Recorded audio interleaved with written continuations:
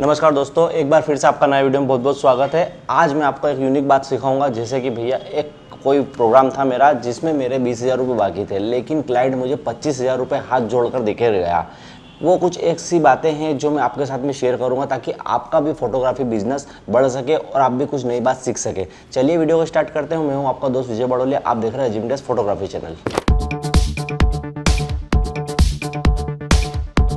नमस्कार दोस्तों, wedding photography season में मैं आपको बीच में एक बात बहुत ज़्यादा अच्छी बताना चाहता हूं ताकि आप भी आपके फोटोग्राफी बिजनेस में एक नई सीख ले सके और अपने फोटोग्राफी में यह चीज़ें अप्लाई कर सके। दोस्तों, कई बार ऐसा भी होता है कि भैया हमारे पास ब्राइड की तरफ से भी प्रोग्राम होता है और ग्रूम की तरफ से भी प्रोग्राम होता है और एक ही फोटोग्राफर उसे अप्लाई करता है। लेकिन कई बार क्लाइंट जो होता है भैया ब्राइड वाले अलग फोटोग्राफर करते हैं और ग्रूम वाले अलग फोटोग्राफर करते हैं। क्यों? इसकी वजह क्या है? क्या उनका ये फ़ायदा नहीं होता है कि वह एक ही फोटोग्राफर को कर ले तो उनको भैया बेनिफिट्स अच्छे मिल सकते हैं, फोटोग्राफी भी अच्छी मिल सकती है और उनका बजट जो है वो भी कंट्रोल में हो सकता है और फोटोग्राफर भी उनके ऊपर चार्जेस पे जो है कम करता है। लेकिन इसकी बहुत बड़ी वजह है क्योंकि कई बार अब आजकल क्या है, कुछ प्रोग्राम होते हैं जो ब्राइड के अलग होते हैं, ग्रूम के अलग होते हैं, उसमें हम अलग अलग फोटोग्राफर पहुँचा देते हैं। लेकिन इसको ऑपरेट करने वाला, इसको मैनेज करने वाला एक ही फोटोग्राफर होता है जो कि भैया अपने स्टूडियो से ऑपरेट करता है और अपने ऑपरेटर लगाकर हमें जो है एक ही तरह से काम दे देता है कि भाई ब्राइड की तरफ से फोटोग्राफर एक है और क्लाइंट ग्रूम की तरफ से भी फोटोग्राफर एक ही है।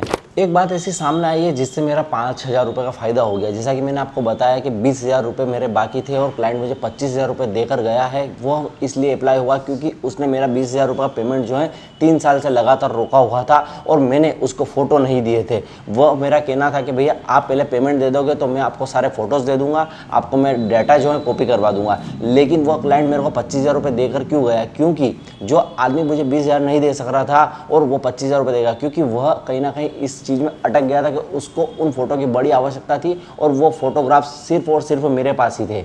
क्योंकि मैंने ब्राइड की तरफ से और ग्रूम की तरफ से दोनों की तरफ से काम किया था और दोनों का डेटा मेरे पास ही था। हालांकि मैंने दोनों के लिए अलग अलग फोटोग्राफर भी लगाए थे लेकिन डेटा मेरे पास ही था। एक क्लाइंट ने नहीं, ये दोनों क्लाइंट ने मेरे साथ में ऐसा किया।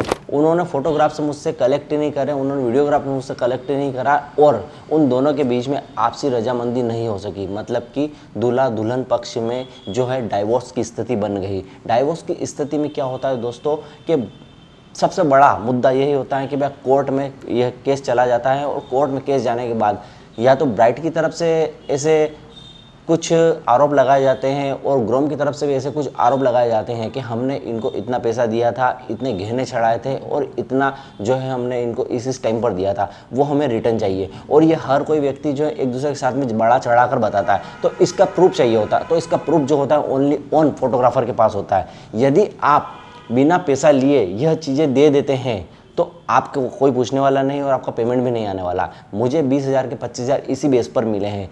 और एक और बात मैं आपके साथ में ये भी शेयर करूंगा कि यदि आपने कन्यादान में फ़ोटो, सगाई में फ़ोटो, रिंग सेरेमनी के फ़ोटोज़ और जहाँ जहाँ जो भी रकम चढ़ाई जाती है, केस दिया जाता है, उसके फ़ोटो प्रॉपर तरीके से नहीं लिए तो क्लाइंट आपके ऊपर भी कार्रवाई कर सकता है कि भैया हमने आपको प्रोग्राम दिया था ये सब कुछ कलेक्ट करने के लिए, ये सब कुछ कैप्चर करने के लिए, लेकिन आपने इन चीज़ों को कैप्चर भी नहीं किया और आप हमसे पेमेंट की उम्मीद करते हो, तो किस तरह से हो पाएगा।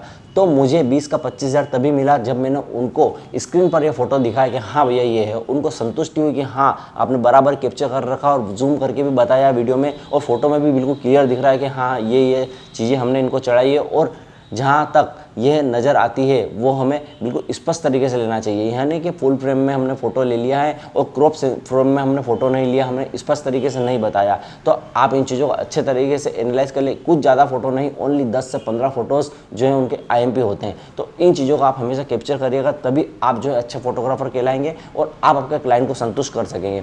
क्लाइंट आपको 20 के 25,000 जरूर देगा, जैसा कि मेरे साथ में हुआ है। तो कुछ ऐसी बातें होती हैं जो भैया हमें ध्यान रखना होती है और फोटोग्राफी में, वीडियोग्राफी में अप्लाई करना होती है।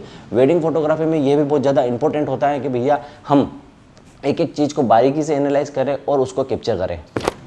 दोस्तों, आपको सगाई में लंबा रिकॉर्डिंग का मतलब नहीं होता। जैसे किसी ने चढ़ाया, कौन चढ़ाने वाला आया है, भैया गहना चढ़ाने आया है या फिर चुन्नी सूट चढ़ाने आया है या फिर ड्रेसअप चढ़ाने आया है या फिर किसी भी तरह का केस देने के लिए आया, तो एक फिल्म जो बनता है हमारा फुल बनता है और उसको बिना रुके आपको एक बार जूम करके बता देना है और एक जूम क्लिप बनाकर आपको उसको जो है बिल्कुल अच्छे तरीके से दिखा देना है कि हाँ भैया ये है और डिज़ाइन भी है। कई बार मैंने आपको वेडिंग फोटोग्राफी टिप्स में यह भी बताया है कि भैया दूल्हे की रिंग जो है कहीं घूम गई, शादी के बीच में ही कहीं घूम गई, और जब रिसेप्शन हुआ तब वो रिंग का भैया फोटो मांगा गया हमसे कि रिंग का फोटो बताइए, क्योंकि अभी हाल फिलहाल में हाथों हाथ हम ये नहीं बता सकते कि भैया जो रिंग सेरेमनी हुआ था वो रिंग ही घूम गया है। तो कहीं ना कहीं दूल्हे ने नई रिंग बनवाई हाथों हाथ, और उसका डिज़ाइन जो है बहुत ज़्यादा इंपॉर्टेंट होता है। तो यदि आप क्लोजअप फोटो कर लेंगे तो आपको उसमें डिज़ाइन भी नजर आ जाएगा, ज्वेलर्स को आप बताएंगे तो वो वैसा हुबहू आपका जो रिंग का बना देगा। तो ऐसी बहुत सारी चीज़ें होती है जो आपको ध्यान रखना पड़ती है, तभी आपकी फोटोग्राफी सक्सेसफुल हो पाती है। ये चीज़ें यदि आप कर लेते हैं तो आपका क्लाइंट भी आपकी तारीफ करेगा कि भैया फोटोग्राफर ने बहुत ही अच्छे तरीके से सब कुछ चीज़ें कैप्चर की। एक चीज़ ये भी बता दूं दोस्तों कि यदि आप दोनों तरफ का प्रोग्राम करना चाहते हैं तो आपको उतनी सावधानी बरतनी पड़ेगी फोटोग्राफी में और वीडियोग्राफी में, कि भैया दोनों पक्ष के अलग अलग जो है कैप्चरिंग करें। यह ऐसा नहीं होना चाहिए मिक्सअप हो गया कि हाँ भैया हम बाद में सिलेक्शन कर लेंगे या फिर ये इसको इधर से उधर लगा देंगे, उधर से इधर लगा देंगे। आपको फ्रेशनेस दिखानी पड़ेगी और डेटा को बिल्कुल फ्रेश तरीके से क्लियर करना पड़ेगा। ब्राइड का अलग डेटा बनेगा और ग्रूम का डेटा अलग बनेगा यदि आप दोनों तरफ का प्रोग्राम लेते हैं। इसीलिए भैया कहते हैं कि भैया ब्राइड का अलग फोटोग्राफर रहता है, ग्रूम का अलग फोटोग्राफर रहता है। यदि ऐसी स्थिति पैदा होती है और दोनों में पक्षों में डाइवोर्स की स्थिति बन जाती है, तो यदि आपने ऐसे फोटो नहीं क्लिक किए और आपके अपोजिट पक्ष वाले फोटोग्राफर ने ऐसे फोटो क्लिक कर दिए, तो आपको जो है पेमेंट दिया हुआ भी वापस लेने की स्थिति पैदा हो सकती है कि भैया आपने फोटो तो हमारे लिए ही नहीं, अब हम केस किस बेस पर करें, हमें प्रूफ भी तो कोर्ट में बताना है कि भैया हमने ये चढ़ाया था, ये लिया था, ये दिया था। आपको पता नहीं है कि भैया 2 लाख का उन्होंने सोना चढ़ाया था, 1 लाख रुपए केस दिया था, कुछ भी दिया था, सभी जो है हमें कोर्ट में जब पहुंचते हैं तो बड़ा चढ़ा कर बताते हैं। तो ये प्रूफ तभी हो पाएगा जब आप वहाँ सोनी के बिल, ज्वेलर्स के बिल और फोटोग्राफ्स और सभी चीज़ा डेटा जो है कलेक्शन वहाँ पर होगा और उसको बारीकी से एनालाइज किया जाएगा। इसकी अहम भूमिका फोटोग्राफर की होती है। तो आपको विशेष ध्यान रखना है कि भैया इन चीज़ों का विशेष फोटो निकाले, विशेष वीडियो निकाले।